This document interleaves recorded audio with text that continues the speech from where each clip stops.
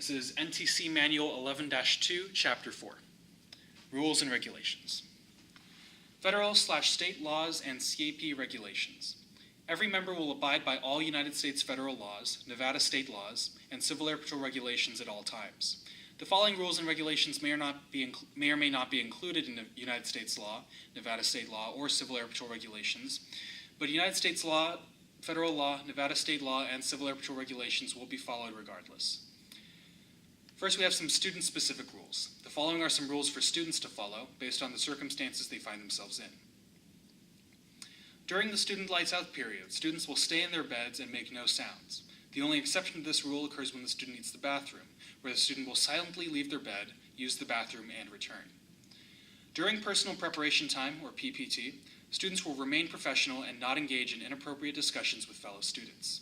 They will also avoid horseplay, goofing around, or any other inappropriate behavior.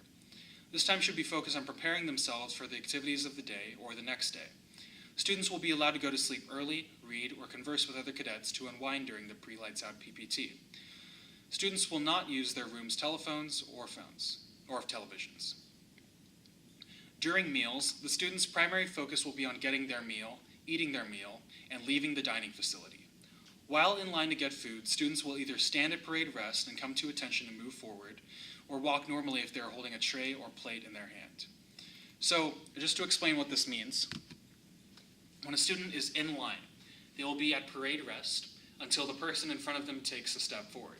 When the person in front of them moves, they will come to attention, they will take one step forward, and they will stop, and then they'll go back to parade rest. That is until they grab their tray or their plate or whatever they're using for the meal.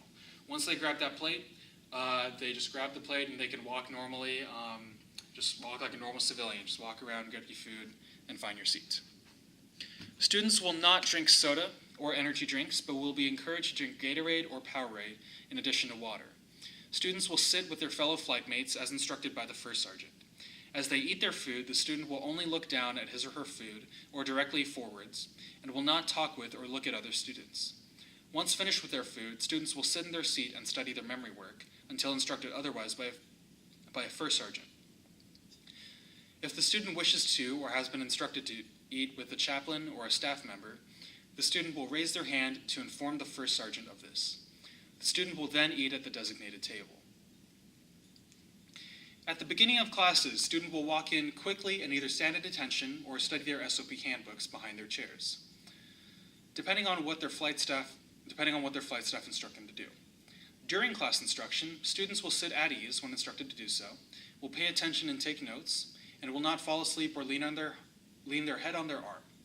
By lean their head on their arm, I mean they're at a table and then their arm's like this and they're leaning their head on their arm. That's what that means. Cadets who have trouble staying awake will be instructed to stand at the back of the classroom so that they are able to stay awake. During sports, students will encourage each other and are free to talk with one another, but will continue to be focused on the game or competition. Students will not trash talk opposing teams. During inspection preparation time, students will be solely focused on preparing for the inspection. Talking is permitted as long as the student continues to work on preparing for the inspection. Students will not use their room's phones or televisions.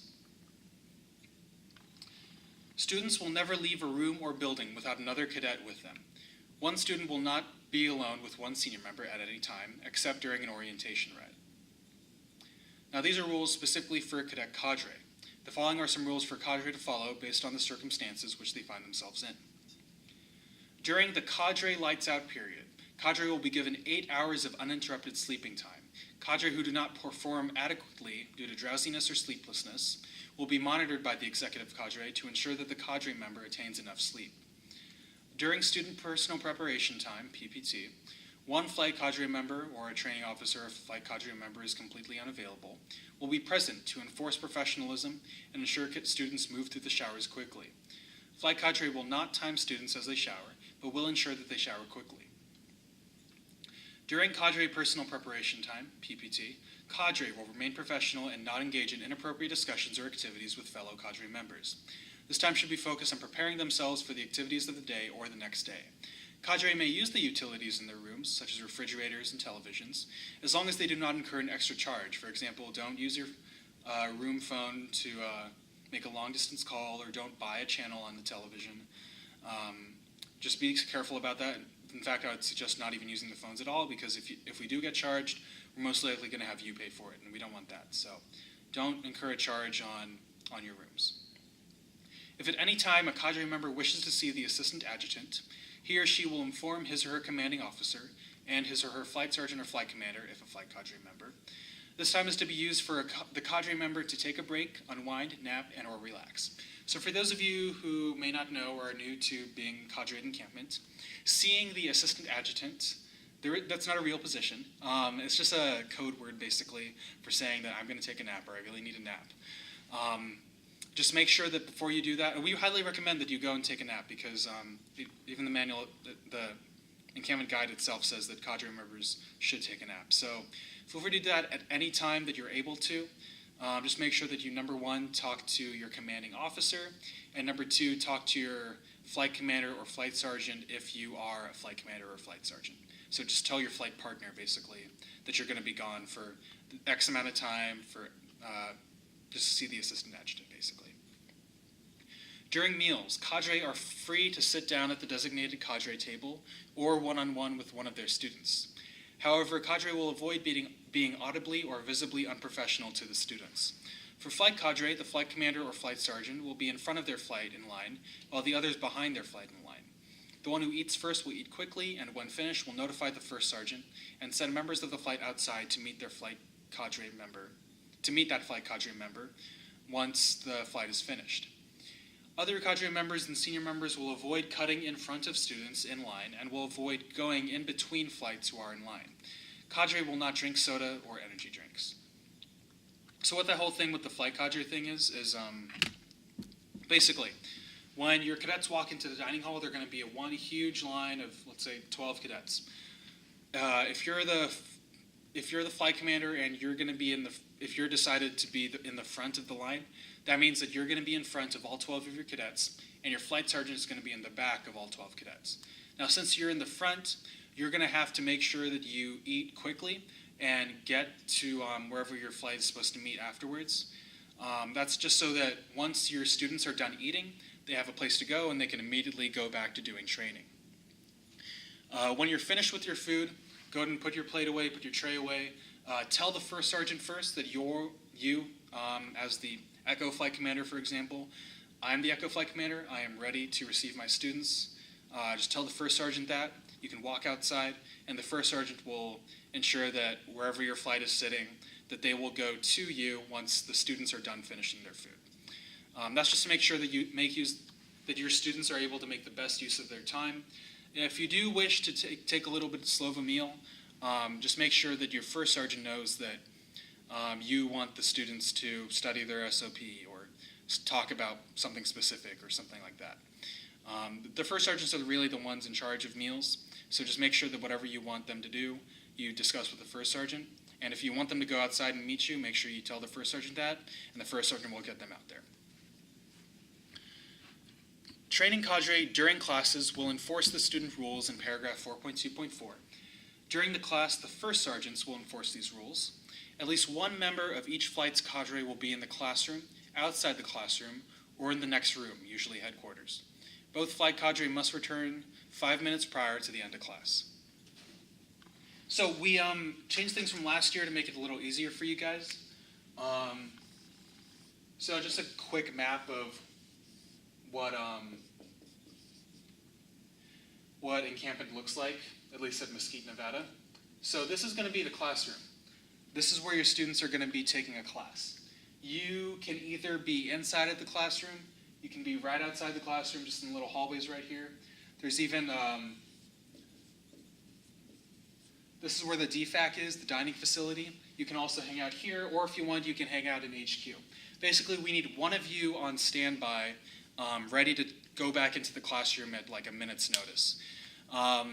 So that means that if you are a flight sergeant, your flight commander can go take a nap, and if you're a flight sergeant, you can hang out here, hang out at HQ, talk to the other cadets, just have some fun while your cadets are in the class. You don't actually have to be in the class itself, Just make sure that you know what they're talking about in the class, just so you can discuss it with the students later if you wish to do so. But yeah, as far as official rules go for flight staff and classes, as long as you're in the immediate area and you can get back into the classroom in like a minute, it's fine. Don't worry about it. During inspections, Cadre will not do anything that hazes or causes fear in students. This includes excessive screaming, waving a ruler in their face, or throwing/destroying their inspection items. This will be discussed further in NTC Manual 12-1. Cadre will never send a student anywhere without another cadet or an adequate combination of cadets and senior members. Cadre members who go outdoors and will be there for longer than 5 minutes will go with another cadet or an adequate combination of cadets and senior members. So if you're going from the main room to the barn, it's going to take you less than 5 minutes. Go ahead and feel free to go there alone if you're going to be quick about it and you know what you're doing. And when I say an adequate combination of cadets and senior members, that means you can't have one cadet with one senior member. You need at least 2 cadets with one senior member, or 2 cadets by themselves also works, or you have 2 senior members and 1 cadet. So these are other rules that apply generally to both students and Cadre. So firstly, the consumption of water and the amount of outdoors time in the heat will be closely regulated by all members at the encampment. During sports, all participants will wear their ABU/BDU uniform without a blouse or cover, and with their PT shoes instead of boots. So what this means is this is called a modified ABU uniform. You're going to be wearing your tan shirt, ABU pants, and tennis shoes or sports shoes or athletic shoes. Basically your PT shoes. Hats may actually be included, especially if we're going to be outdoors doing a sport like baseball or something. That's a time when you would include the hat with the modified ABU uniform. But if we're going to be inside the barn, for example, just shirt, pants, and sports shoes is completely fine. Yeah, that's basically it. It's not a strict rule. If you do end up being in a situation where you yourself can't change, for example, if you're the flight commander and you don't have time to step out, change your shoes, and come back in because you have to be watching the students change their shoes, it's all right if you're a Cadre member and you're wearing boots instead of athletic shoes. Just make sure you're careful, make sure you don't slip, and just don't break an ankle or something. The elevator. The elevator's maximum person's capacity will be adhered to. Full flights should use the stairs. However, small groups of students can use the elevator if a Cadre member is with them. Next, don't use Champ. If you don't know who that is, you'll find out at Mesquite. Snoopy will not be defaced, harmed, stolen, kidnapped, imprisoned, hidden, or hoisted up a flagpole again. Lastly, the command staff of the NTC and Cadre have the right to take appropriate disciplinary action in the event that these rules are not met. We also have the right to add new rules or take away rules at our discretion. We'll make sure that we notify you if that does occur. The encampment commander also has the right to remove a cadet from encampment.